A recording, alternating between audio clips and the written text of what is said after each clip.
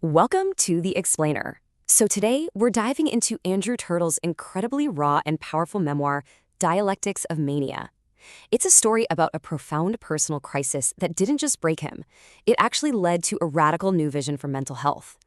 This question is really at the heart of the whole book. The author poses it after going on a journey that completely shattered his reality. It's a question that challenges all of us to look beyond easy labels like delusion and to search for meaning in what might seem like the most chaotic experiences. And that's the question we're going to explore today. To really get our heads around this incredible transformation, we're going to follow a special structure, one that's inspired by the book's title, a dialectic. It's a process where conflict doesn't just destroy, it actually creates something entirely new. Okay, so let's jump right in. Before we get into the story itself, we really need to get a handle on this one key idea that gives the entire story its meaning and its power. So think of it like this: thesis, antithesis, and synthesis. This three-part structure is basically our roadmap for this whole explainer. We're going to see how an initial vision gets completely torn apart by a crisis, only to be reborn as something way stronger and much more profound. All right, let's kick things off with the thesis. This is Andrew Turtle's starting point, his original vision as a really passionate mental health professional, someone who is deeply committed to helping other people.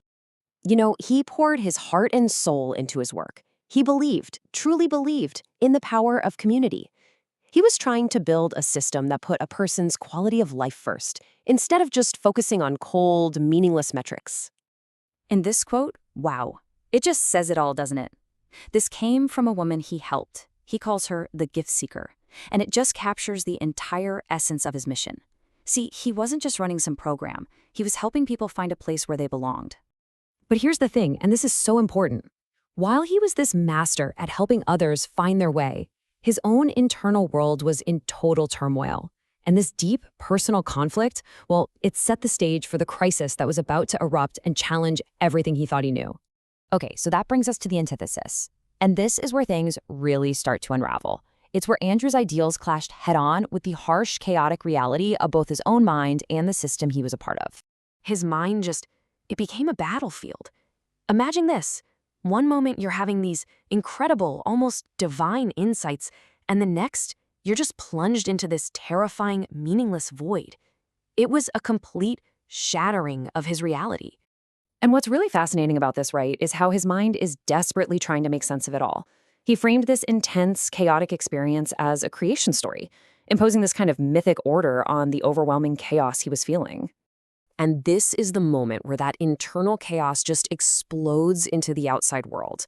It all came to a head, and he found himself thrust into a system that he would very quickly discover was not just broken, but profoundly dehumanizing. I mean, look at this. It just lays the disconnect bare, right? On one hand, you have the hospital's official rights statement, guaranteeing timely care. But then you have the reality for Andrew, a frustrating and totally illegal wait.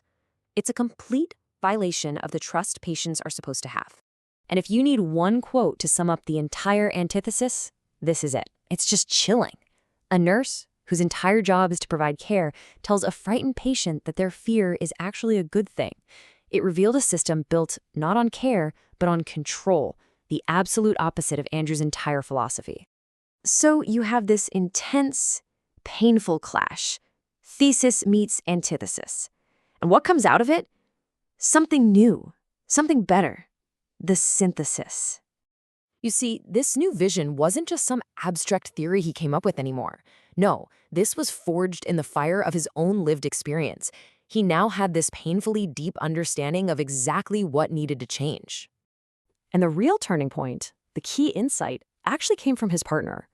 She helped him see that the focus had to shift from the individual to the collective. In that one moment, the vision was no longer about what I can do. It was about what we can build together. And all of this leads to his big idea, the wellness revolution. And it's not just about, small tweaks to the old system. It's a fundamental rethinking of everything. It's about shared wisdom, true partnership, and empowering those with lived experience, the people he calls experts by experience, to lead the way. Okay, so we've been on quite a journey here. What's the big picture? What should we really take away from all this? It's all right there, that dialectic framework we talked about at the beginning. You have the thesis, his initial passionate vision. Then it smashes into the antithesis, a traumatic crisis of mind and system. And out of that wreckage comes the synthesis, a brand new, more powerful vision. And really, that's the heart of it all, isn't it? The Dialectics of Mania is this powerful reminder that sometimes our most challenging, our most shattering experiences can become the very bedrock for our most transformative ideas. Which leaves us with one final and pretty profound question to think about. It brings us right back to the book's opening question and challenges every one of us to look past the surface, to listen a little more deeply, and to ask ourselves, what essential truths might we discover in the places we least expect?